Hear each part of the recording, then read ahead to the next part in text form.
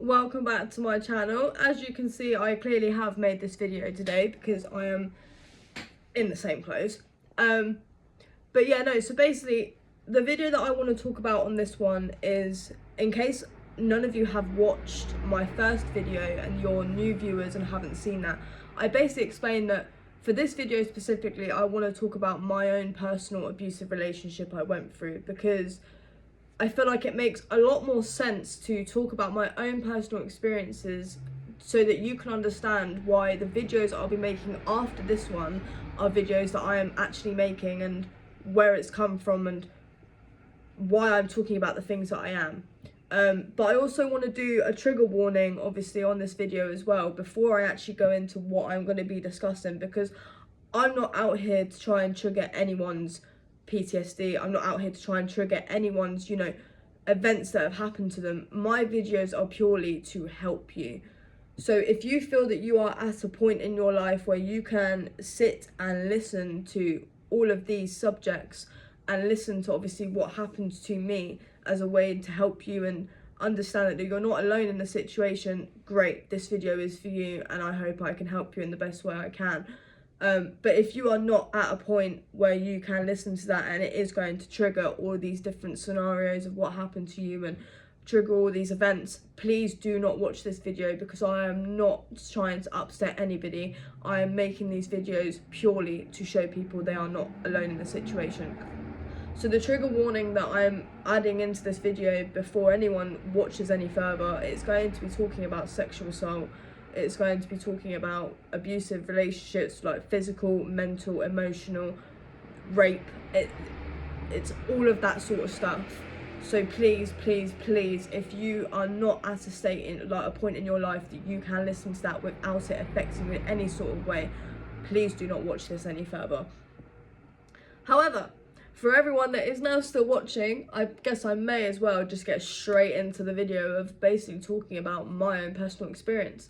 And so basically for me, I got into an abusive relationship when I was 16. I was very young, and I was only really just starting to get into the whole concept of like seeing people and viewing people in that sort of way, and understanding like what a relationship is.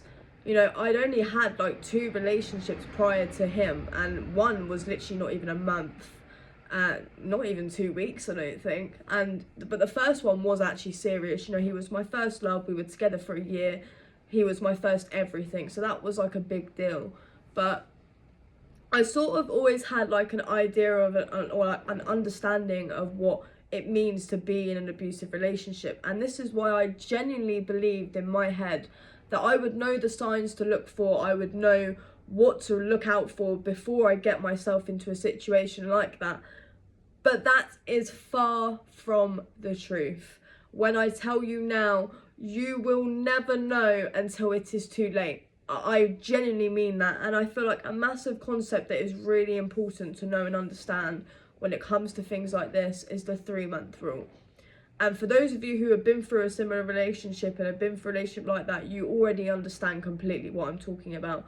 But for those of you that don't know what the 3-month rule is, pretty much when you get into a relationship with someone like that, they portray themselves to be this amazing, perfect guy.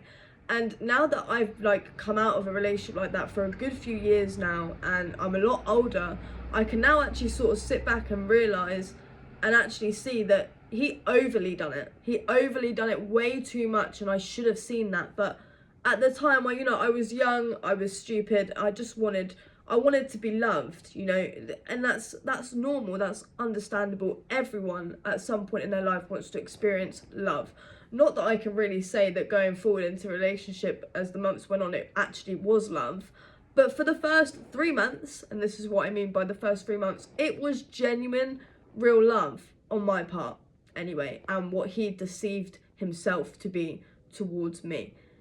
So yeah, I got with him when I was 16. I went to college, and he was at the same college course as me. And basically the reason how I feel like this sort of came about and this sort of happened was when I was 15, I was sexually assaulted by my best mate. And it it genuinely really, like, to this day, I will never forget that I went through that. Yes, I am at a very comfortable position in my life to openly talk about that and, you know, accept that it happened to me and there's nothing I can do to change that. But I had not healed from that whatsoever. And I will freely admit this now, yeah, because he was my best friend, and when it happened, all that was running through my head was, why me? And if anything, like, why him? If it was gonna happen to me, not that anyone deserves to go through that, but if it genuinely had to be something that I had to go through, why did it have to be by the one person I trusted the most, I put all my faith and my trust into, you know, I had a lot of love and time for, to betray me and betray me in such a way and break my trust so much, to the point that I just felt like I was so unlovable. I felt so insecure of myself. I genuinely never believed that I would ever get to a point where I would have healed from what he done. And the boy that I had got into an abusive relationship with, you know, he gave me all this great attention. He gave me all this love and this, like, great, like, thing about himself. And it just drew me in. I fell for it. I completely fell for it. He sat there and said that he understood. He'd been through the same things. You know, we understood each other on such a personal level that I couldn't tell you what it is, but I feel like it was just a whole range of different things. The way he betrayed himself to be, the way he treated me, and because I was still in such a vulnerable state of my life where I hadn't healed from what my best mate at the time had done to me, it just happened. It just literally happened, and I fell for it. I can't even say at this point that I fell for him as a person, because the him that he was for those first 3 months of the relationship was not him at all. And the thing is, when I was with this boy, I was still actually going under a police investigation to do with what happened to me when I was 15. You know, the boy had pleaded guilty, but unfortunately, it didn't go as far as to court, and because of his age and other stuff that I'm not going to go into, because, like, that's not my business to tell in a video. But for other stuff that had happened with him, they basically just said that the best thing to give him was rehabilitation. Don't really understand that. Still have never been able to understand that, but it is what it is, and I have to accept that. And he was there for me throughout all of that. You know, I had a face-to-face meeting with the boy that had sexually assaulted me at the age of 15. You know, and the boy I was dating at the time, who was abusive, was actually there with me on the day. You know, he was at my house and he was there. He was like, you know, when you come back, I'm going to be here. I'm going to be here for you all the way. So, you know, he was just amazing. He was genuinely really amazing. And he was actually someone that I genuinely saw myself being with for the rest of my life. Though there is no denying, I fell for that boy hard. I really fell for that boy hard. I was head over heels in love with this boy. You know, I don't know if it has something to do with my age. I was 16, I was still young. I was only really starting to understand relationships. Sorry, I just fell over casually. Yeah, I was in love with this boy, and I just really saw it going so far. So yeah, the first 3 months were amazing. He was so supportive, so lovely. You know, I was going to his house. We were seeing each other all the time. Yeah. And then out of nowhere, all of these like mild things started happening. And the first thing was, he always loved to be on FaceTime with me all the time. Like, we would go to sleep with each other on FaceTime together, which was fine. Like, I loved that, because it was like a nice comfort thing of, like, an idea of having them there. Obviously, they're not there with me in person, but they're there with me through the phone and things like that. And when we then started getting into arguments, obviously I know, and I still understood at that age, all relationships have arguments. There is not a single relationship out there that can say they have never had one argument, because it is going to happen, it's inevitable, whatever. But these arguments became from like 0 to 100 so quickly, and I sort of didn't know how to respond to some of the things he would say. Like, when we would argue, he would then turn around and say, you know, you're just a slag, no one will love you, things like that. And I wouldn't care if you were dead. I wouldn't care if you dropped dead tomorrow, you got hit by a car. And at first, like, it sort of really took me aback, and I was like, wow, okay. But because I was already so deep into the relationship, and, you know, I was just clinging on to the person that I knew when I first met him. I was like, no, like, this isn't him, this is a bad day, he doesn't mean it. Because then after these awful words he would say to me, he would then be crying to me on FaceTime saying how sorry he is, and saying that he needs professional help and he wants to get the help that he needs in order to be the best boyfriend he can be for me. And there was a time basically that he was at my house with my mate, and this is something, like, looking back on it now, I should really have noticed something was not right. But at the time, because you're so in love and you're so, you know, the love bombing, that's the key another thing. Love bombing, they tell you what you want to hear. They know what you look for in a partner, and they know all the right things to say to hook you back in to where they need you to be so that you don't leave. He was around my house, and my mate, as a joke, like, lobbed her phone at me. Like, not as, like, to harm me, but just to throw it at me. And it hit me straight in the eye here. And I actually had a bruised eyebrow. It was, you could visibly see that it was bruised, basically. And straight away he said, great, everyone at your college now is going to think I've done that to you. Like, everyone, like, I'm now going to be questioned on that. Everyone's going to think I'm abusing you. And I sort of just looked at him and I was like, no, they're not. Like, why, what makes you think that? But I left it at that. That was the end of the conversation. That was it. And I really, looking back now, I really should have questioned that so much, because if you're not that sort of person, you're not who people were telling you. Because I had lots of people warning me about him when I got with him. You know, they said, he is abusive, you cannot go there with him, he is dangerous, it will not end well for you. But me being me at 16 and just being so in love, I was like, no, you're all just jealous, you're all lying, it's just hearsay, and I didn't believe any of it. More for me. I really wish I had listened to it now, because it would have saved me a whole year of trauma. But it is what it is. These things happen, you have to accept it. So that was one of the incidents that happened. There'd be times when I'd be at his house and we'd get into raging arguments, and I mean, he would be screaming at me for hours and hours, either on the phone, in person. Like, I just can't explain that anger that was inside him. It was just not human. It was not humanly natural to have such aggression and to say the things that you'd say in arguments and it be acceptable, you know? He would steal my bank card and hide it and kick me out of his house, you know? And I'm not even in the area that I live in. I was in Reading, not having a clue where I was, 16-year-old me, never being in this, like, sort of area, not knowing where the hell I'm going, for one.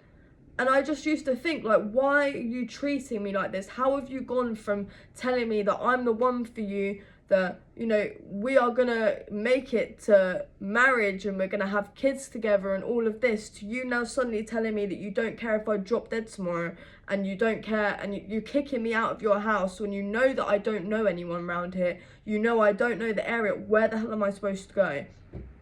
There was a park by his house, so I sat there and I just cried, because I thought, what the hell is happening to me? I can't even go home, even if I wanted to, because he has my bank card hidden in his house. You know, so he'd done that on purpose. So I just sit there. I used to just sit there and I cried. I cried because I didn't know what else to do. There was nothing else I could do. And then he would turn up at the park about 10 minutes later. He'd be ringing me up, harassing my phone. Where are you? What are you doing? Who are you with? And I used to think, who do you think I'm with? I know nobody around here. You've kicked me out of your house. Where am I supposed to go? So I went to the park. And then all of the tears and everything would come on. I'm so sorry. I just don't know why I'm doing this to you. I don't know why I'm treating you like this. I can't help it. But because I am one of those people, because I've had such a damaged childhood, and I've had I've not had the best childhood growing up. My natural instinct is I just want to help people, and I want to help people in the best way I can. So even though he was throwing all this abuse at me, he was treating me the way he was, the only thing that was running through my head was, I want to help him. I want to be there for him. So even though he's completely upset me by telling me that, you know, he hopes I kill myself and drop dead tomorrow, I'm comforting him while he sits there and cries his eyes out in me. Like, I'm comforting him. That's how messed up it got. That's how messed up this relationship genuinely got. Then, you know, some, like, the physical side of it happened. I basically had enough one day, and I said to him, I'm done with this relationship. I'm done with what you're putting me through. I can't take it anymore. I'm leaving. And he shoved me into the wall in his house. And he like grabbed me here and started laughing. And because obviously what I'd gone through at 15, that actually triggered my PTSD when he done that. Because the boy, when he sexually assaulted me, he grabbed me by the throat and, you know, done that. So when he did that and then started laughing in my face, I just saw red and I told him to get off me. I pushed him. And then I sort of, in my head, I thought, I shouldn't have done that. I really shouldn't have done that. What the hell's going to happen to me now? But in the moment, you've triggered something inside of me because of my past events. Like, what do you expect me to do? Do you expect me to just stand there and take it? That you're grabbing me up by my throat and pushing me into a wall? No. He then pushed me into the front room and pushed me onto the sofa and pinned me down by my wrists and wouldn't let me leave. So the only thing I felt in that moment I could do was I kicked him straight in the stomach to get him off me. And then it was, I'm going to report you to the police for abuse. I'm going to tell them that what you've just done to me. And I just sat there and I thought, what? Like, what? So we're just going to completely ignore and disregard what you've just done to me and like I've reacted to something you've put me through first, but I'm the problem. That's something that was always the case in that relationship with him. I could never do anything right, but he was never in the wrong. Never in the wrong. You know, when I then threatened to leave him countless amount of times because I just wanted to get out of that relationship by the time we were months in, it was, I'm going to kill myself if you leave me. I've got the pills right here. I'm going to sit here and I'm going to take them all and I'm going to make sure everybody knows it's your fault that I'm dead. There were times I had to phone an ambulance to his house because he had actually sat there and popped pills on FaceTime to me, and you can, you know, when you can sort of hear in someone's voice that they're not okay, and it was all changing, and I then bawled my eyes out on FaceTime to him, and I was then the one apologising for something that he caused, for an argument that he started. I was the issue and I apologised. And then he was refusing to answer the door to the emergency people, even though he was screaming at me to say that he needs them. You know, I could never do anything right. And then they told me that if he doesn't open the door, they're going to have to bust the door down. So I had to message him that and I had to tell him that. And then I got the blame for that because then he told his mum that, you know, I then brought these people to the house and I've started this argument that's led him to get into this massive state. And yeah. I was just always the problem. And I basically lost everyone. I lost all my friends when I was dating him. I wasn't allowed friends when I was dating him because when there was one person in particular that actually started noticing what he was really putting me through. And I stupidly opened up to this person. That was the only person I actually admitted to the abuse to that he was doing to me. God forbid that I did that. Worst decision of my life, because then they had to be gone, and this was someone I was friends with for a while, and they were coming to my house all the time. You know, we were very, very close, and they were always there for me throughout all of it. But no, because they knew the real him, they had to go. They had to go. There was times that I was sat on a train with one of the friends of his that I then became friends with because she was on my college course, and he was basically screaming down the phone saying that I wasn't allowed to stay at her house that night anymore because I had opened up about something, or it was something to do with that. Something had happened to do with an incident where he had forced himself upon me, basically. I said that I didn't want to do anything. My friend was actually in the room at the time, but I didn't know that she'd actually known what had happened. I thought she was asleep. And he basically forced himself on me, and because that was something that was told to the police, he then found out, and then he was screaming at me, screaming at her, saying that she had to then stop being friends with me. I was then had to walk home on my own at in pitch black from the train station at 12 o'clock at night at 16 years old.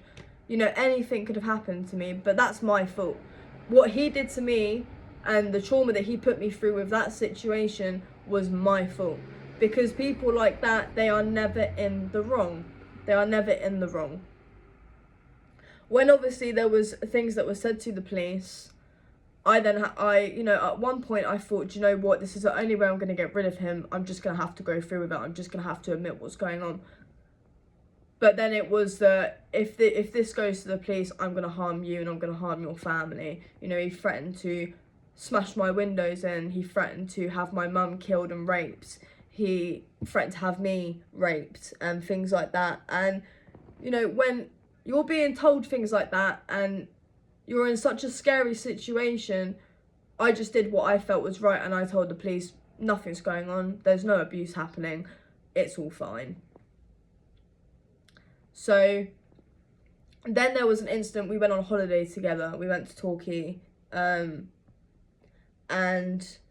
it was such an amazing holiday in the start. You know, he was the same person that I knew him to be in the beginning. And that's something that I just kept holding on to throughout the relationship, was the him that I knew when I first met him, because he was honestly capable of being such a lovely, caring guy.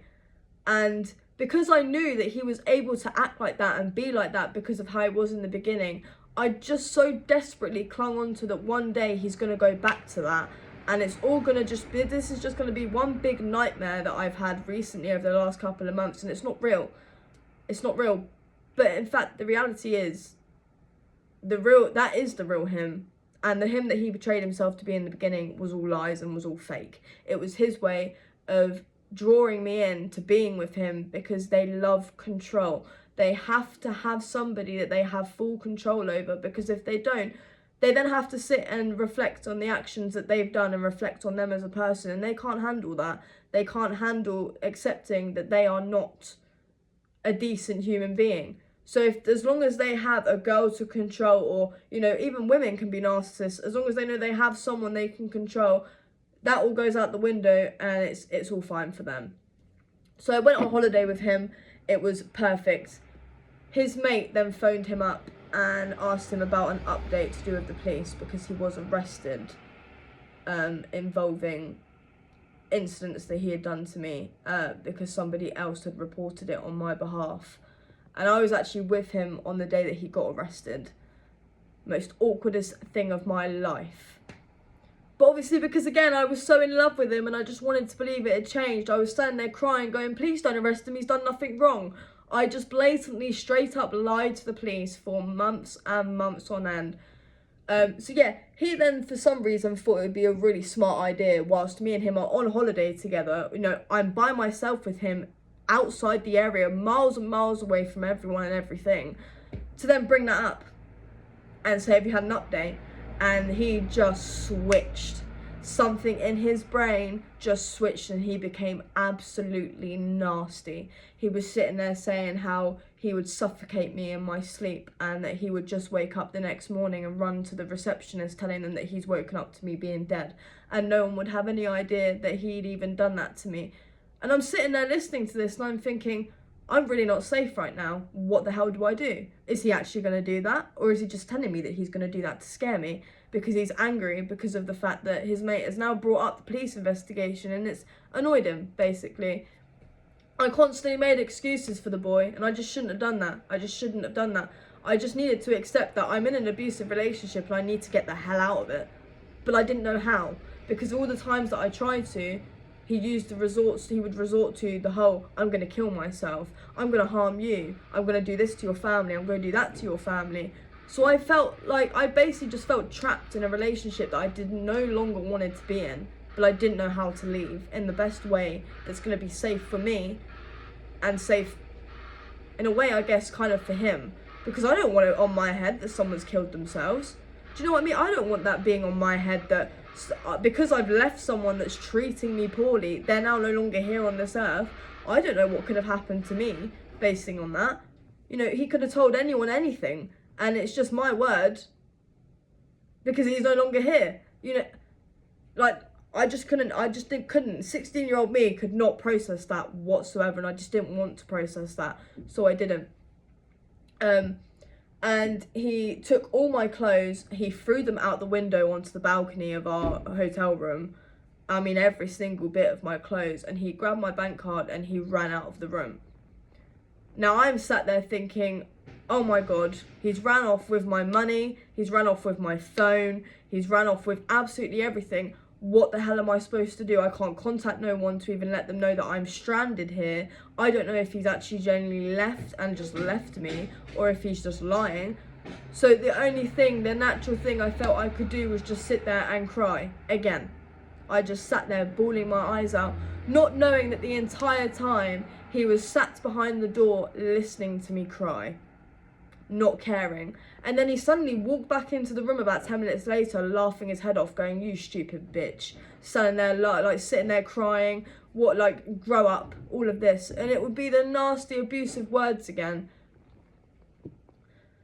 I obviously was at college, and, you know, I thought he wanted me to succeed in life because he knew that my college course was childcare, and that was something that I really wanted to do. And, you know, he was really supportive of it all in the beginning. When I got my first job, when I left college, he was like, "I'm so proud of you. You're taking the steps that you need for us, for our future, for yourself." And it would just, again, he would go straight back to being this great guy after all this horrible, nasty stuff has happened. And I was just so far gone and so scared of him that I put up with it. I was genuinely terrified of this boy. When he started really, like, showing his true colours, I was absolutely terrified of him. I have never known what it feels like to be terrified of your partner, but him, I really was. Because I didn't know what he was capable of. And because of things that he had done to me in the relationship, obviously the rape, the physical side to things, I just didn't know what to do. And I basically had all this college course assignments that I had to hand in, and he grabbed my whole folder, ripped up all my paperwork and threw it over the fence and went, "You're not fucking going back to college," sorry for the language, "you're not going back to college, you know, you're not doing this, you're not doing that." And partly the reason why he didn't want me going back there was because my ex-partner was actually on my college course. That's how insecure he got. That's how insecure he was of everybody else, that he started arguments with me being at college just because my ex was on the college course. That, you know, I didn't even speak to anybody the whole time I was at college because I was too scared to. I was too scared to, in case, you know, someone saw me speaking to somebody and then relayed it back to him, and then it's, who's this, who's that? You know, I wasn't even allowed to look at anybody in the street when we were out together, because if I did, I was cheating. There were times when I didn't want to do anything sexual with him, and because obviously all this abuse has happened and all of this nasty stuff, I didn't look at him and think, "Yo, I want to do that with you right now." So I would say I'm not in the mood for that. And then it's, "You're cheating on me, you're getting it elsewhere." When actually, I'm one of the most loyal girls you will ever meet. I would never ever put anybody through that. And even though so many people said to me that he would have deserved me to cheat on him, I didn't even cheat on him. Not even just because it's not in me to do that, but I'd be too scared to even remotely think of doing something like that in case he found out, and God knows what would happen to me. But apart from that, I just wouldn't ever cheat on anybody anyway. Never. I don't. That's not in my nature. I've had it done to me too many times to know the trauma and, like, the damaging effects that has on somebody, and I would never inflict that onto somebody else.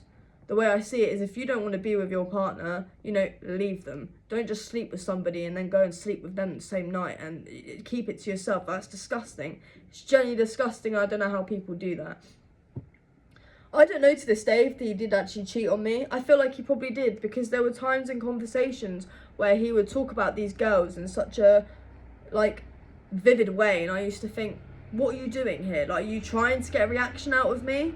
Are you trying to make me angry so then you can say that I'm the abusive one and that I'm the angry one? Like, what is this? What is this? I still don't know to this day, because he had to have all access to my social media. I would wake up every morning to seeing all my messages opened every single day, you know, and I used to think, if you're going to do that, at least reply to them so that it doesn't even look like I'm ignoring them, because some of them would be really personal messages from people, and he's just opening that and reading that, and then I'm getting people saying, like, how can you ignore a message like that from me? We're supposed to be friends. And how am I supposed to explain that it weren't me? How am I supposed to explain that wasn't me that opened it? Because then if people knew that he had access to all my social media, then more questions would start being asked. And I can't get into that because I can't open up and tell people what was really happening.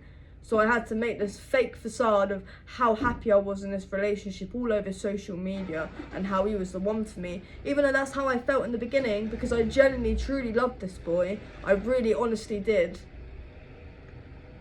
But as time went on, that love just started to fade and fade and fade away. But I couldn't leave him because I was too scared to leave, because of everything that came with me leaving. There was a time that I genuinely did break up with him. I actually said, this is done. Like, I'm not putting up with this no more. You're not doing this to me any longer. And he ended up in hospital from an overdose. So that makes me the problem, even though I'm leaving for my own mental health, for my own safety. That's all out the window now, because my boyfriend is now in hospital, my ex-boyfriend at the time, is now in hospital because of me. So, you know, I got the blame for all of that. I got the blame for absolutely everything. And there were times in arguments he would punch things, like punch cupboards, punch wardrobes, and say to me, you're lucky that wasn't your face. There were times that my mates had to give me spare phones because he threw my phones against the walls during arguments, smashed it all up completely. But obviously I can't tell them that it's because of him why it's broke. And he made me do this massive Snapchat story on Snapchat saying, to explain to everyone that I've dropped my phone and that's why I'm not responding to people. Even though the reality of it is actually that you broke my phone because you smashed it against the wall because you believed I was cheating. Even though there was nothing on my phone to even suggest that. I wasn't even speaking to nobody during that relationship, not even friends, because I lost all my friends when I dated him. I lost completely and absolutely everybody. So, you know, when it got to the point of where I was going to his house and he was then abandoning me, he was then, you know, shutting me out the house, locking me out the house, telling me to F off and don't come back. I didn't even have anybody at that point to even call because I had no friends. I had absolutely nobody. You know, I started treating people so poorly that I once looked at like best friends, because everyone was telling me that he's this horrible person, I need to leave, and I just wasn't having any of it. I didn't want to believe it because he got up in here and made me believe that I'm the problem. Even though it was not me. It was not me at all. All I wanted to do was love him. All I wanted to do was be the best girlfriend for him that I could be, because that's what's in my nature. That's in my nature to be, to care for you, to love you. But it wasn't being reciprocated after a while. And I didn't know how to cope with that, and I didn't understand why that had changed. But he just got into my head and made me believe so much that I was the issue and I was the problem. What other stuff is there? There was a time when we went round his house, me and a friend of his that's also a friend of mine from college, and obviously I was 16, I wasn't really a drinker back then. You know, he was peer pressuring me to drink and drink, so I did, and I ended up throwing up in his toilet. And his mum got home, and then it was, we need to leave this house. You're now going to get me in trouble with my mum because you've thrown up everywhere, even though I made it clear that I didn't want to drink loads and I didn't want to drink nowhere near the amount he was trying to make me drink. So there's me stumbling down this road that I have no idea and no recollection of. I've never been around this area before, only since I started being with him. And I just sat on the floor and I cried because he pushed me to the floor and told me that I was worth nothing and that it's all my fault and that I'm not lovable and all of this. So I just sat on the floor and I cried, and this woman pulled up in her car in front of me and she said, "Are you okay?" And I just told her to go away. I said, "Please just leave me alone, I'm fine." Someone had actually called the police and explained that there was a domestic incident going on. And he ran away. He completely ran away and disappeared when the police came to speak to me, and they said, "We've had a report come through by somebody that, you know, you're sitting on the floor and you're very emotional, and there's been a domestic, they've seen someone push you to the floor. What is this?" And I just straight up lied and I said, "No, there's no domestic, I'm absolutely fine. Nothing's happening." I don't know where you've got that information from or who's seen that, but it weren't me. You know, I literally gave him chance after chance, and I gave excuses for him, and I lied for him throughout a whole year of a relationship of what was happening to me. And like, nobody actually understands the depths of what he put me through. Nobody generally understands, to the point that I used to wake up every morning dreading the next day, because I knew it was another day of being in a relationship with him. It was another day of abuse.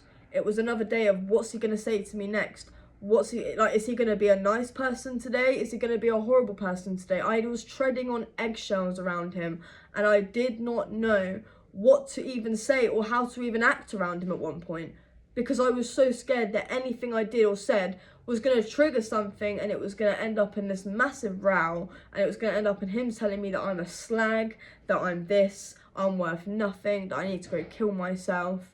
And I'm not being funny, but when you get certain things said to you so much over a period of time, you start to believe it. And I then started to believe that I was worth nothing. I started to believe, you know, if my own boyfriend who's supposed to love me and care for me can treat me like that, then what's the point? What is the point? I can't even be treated with respect by somebody that's supposed to love me. So how the hell am I supposed to even accept that anyone else will remotely even treat me with any sort of respect? And I basically got to a point where I felt so much that I was never going to get rid of him, that I actually overdosed whilst I was on a FaceTime call with him. No, not a FaceTime call, sorry, a normal call. And he had no idea. He literally had no idea what I was doing. He had no idea that in that time I was literally popping pills like no tomorrow, because I just did not want to be here no more. I felt so trapped and felt that was the only way out for me, that I had to do that. And what's the most ironic thing about it is, throughout the whole time I was popping these pills, he was sitting there calling me a slag. He was sitting there saying that he wouldn't care if I dropped dead tomorrow. How ironic. How ironic. Telling me that I need to go kill myself, when actually he had no idea that in that moment in time I was actually doing that. I was genuinely trying to do that. And I ended up putting the phone down to him, and I sat there for a couple of minutes and I thought, no, actually, what have I done? Like, what have I done? And I ran to my next door neighbour and I knocked on her door and I explained to her, I need an ambulance, I need help. Like, I've done something really, really stupid and I really regret it. But in that moment in time, I ended up getting so thingy that nothing else mattered to me. I just did not want to be here no more. I couldn't put up with this no more. I couldn't take any of it anymore. And I just had enough. I genuinely just had enough. But then this is where it all came back to him being this great guy that I knew in the beginning, when I was laying in a hospital bed on a drip, and I was actually genuinely in hospital for days because they told me I was even lucky to even be alive with the amount that was in my system. They don't even understand how I was even still breathing, pretty much. He then switched and went back to the guy I knew him to be in the beginning. And he sat there and said he's going to go get help. He's going to go and get the professional help that he needs. And yeah, I just, at one point, it's such a hard thing to explain, because people always say that ones that have not been in relationships like this, they sit and they say, why don't you just leave him? Like, it's as simple as just leaving him and that's it. But until you're in a relationship like this, you will never understand what it's like and actually how hard it is to leave someone like that. Because it's not just like any normal breakup, you know, you're sad, you get over it for a couple of days and you're fine. No, you've got to deal with all of the abuse that you get from them when you're trying to break up with them, all the threats, all of the things like, obviously, you know, some people in relationships, they take certain pictures with each other, explicit pictures. Me and him did that, and he threatened to post them over online everywhere. You know, if I broke up with him, he said that he posted it on his Snapchat story of me completely naked all over his story, and I just froze. I froze, and I was like, oh, I can't have that happen to me. I can't let that happen to me, and I'm not gonna let that happen to me. So I stayed with him.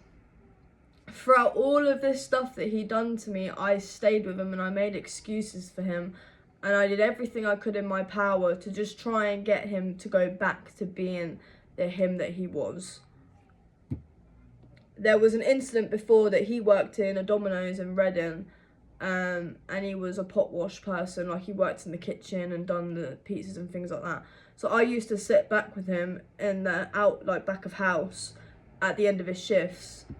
And we ended up in a raging row on the way back to his house. And he stood there and said to me that he hopes I get raped in the park by his house, knowing what I'd been through and things like that. And at this point, I was so far gone into the relationship where I'd had enough.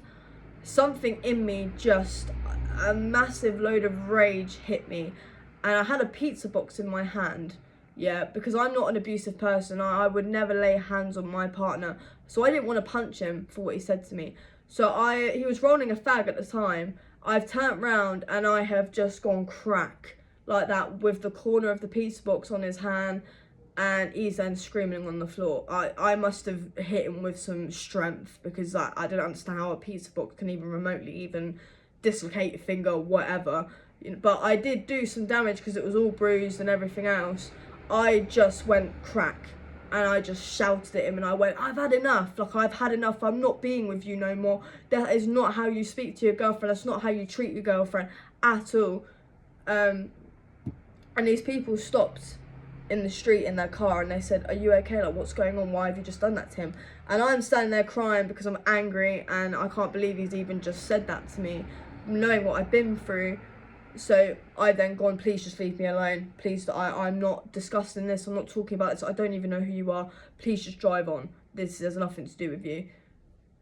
And he threatened to take me to the police, and threatened to say that I abused him, and threatened to say that I'd done all of this and all of this to him. So I turned around to him and I said, yeah, well, you do that, and I will be telling the police everything you put me through, and I will be telling them that I've lied to them for months about the abuse you've actually been putting me through.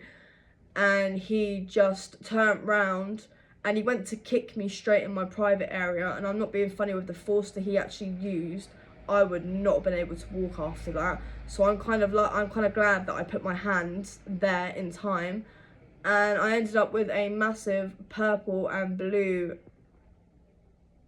thing covering literally this whole area. And he's actually dislocated, you know, he's actually permanently made a deformity, whatever the word is, in my finger, because to this day it's still affected.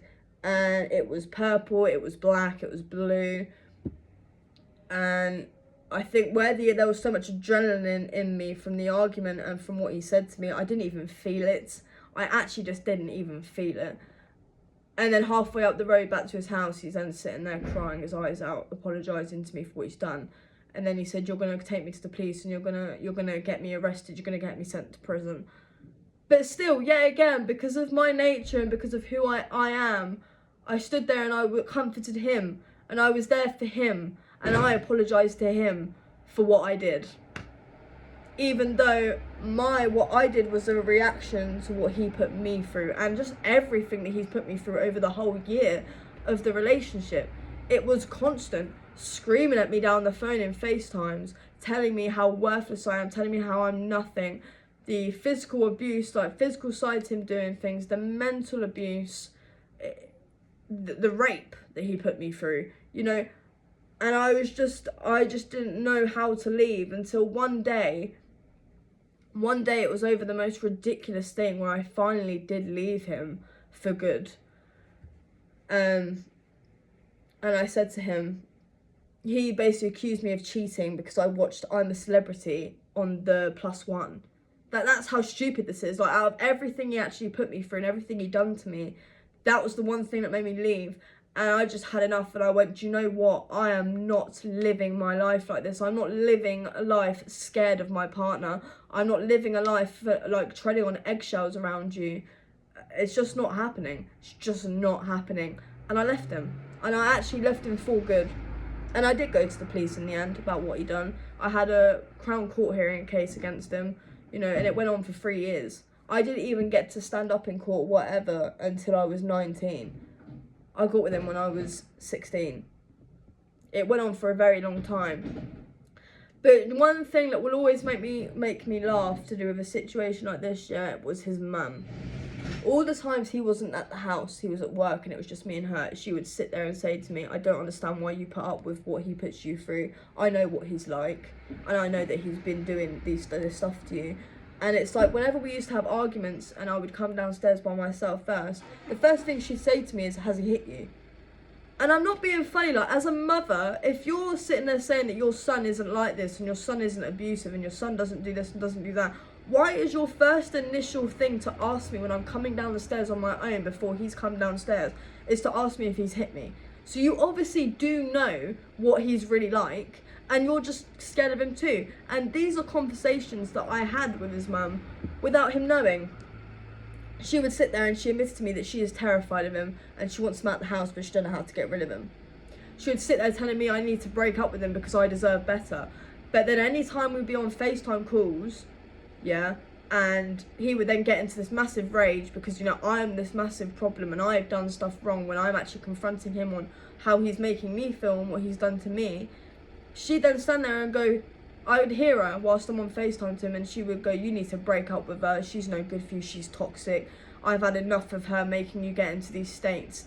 And I just used to try, I just wanted to laugh, really, because I could have quite easily made her life hell, and I could have admitted to him everything she told me, all the stuff that she came to me to tell me, and the fact that she would always ask me if he's hit me. But I didn't do that. I didn't do that because that's not me. I know what he's like when it's just you and him on your own. And I would not want to be the reason for something happening between them two because I've opened my mouth. So I saved her the ag, basically. But she was okay to do it to me. But any time it was just me and her, it would always be, you know, this, like, you need to leave him, you deserve better, blah, blah, blah.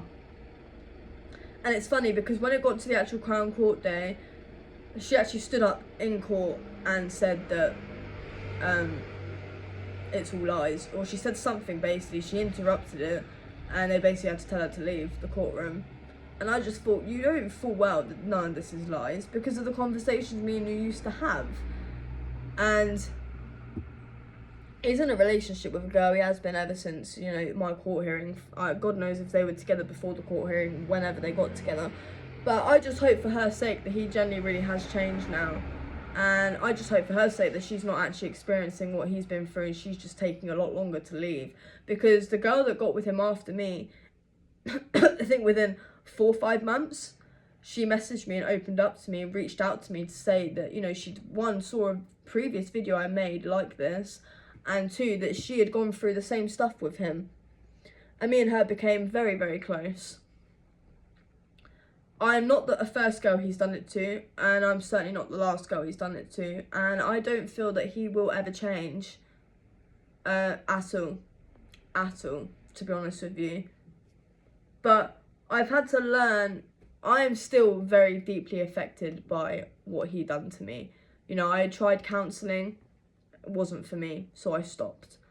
I'm now actually thinking of going into cognitive therapy. There's a cognitive therapy centre in Guildford where I'm from, and I'm actually looking into even starting to do that now because he left me with so many traumas and issues. I've got PTSD from him now. I had PTSD because of the situation that happened to me before him, but he's made that 10 times worse and actually made it a lot of a bigger thing now, you know. And I struggle to even, like, I'm a relationship sort of girl, yeah, I love to be in relationships, but I just have this massive, massive fear that it's going to happen to me again.